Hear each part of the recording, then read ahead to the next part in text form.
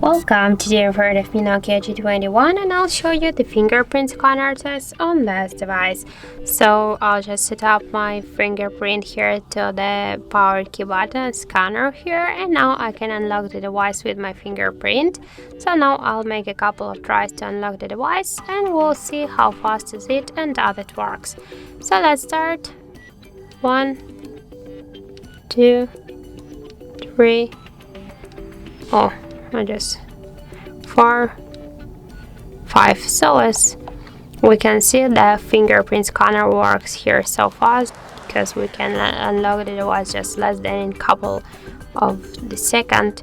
So this is really good result for the fingerprint. I suggest you to try this unlock method, for example, also if you don't like the passcodes or pin codes, but be careful because the fingerprint unlock method is less secure than the passcodes or pin codes. So that's it. Thank you for watching, and if you find this video helpful, don't forget to leave a like, comment and to subscribe our channel.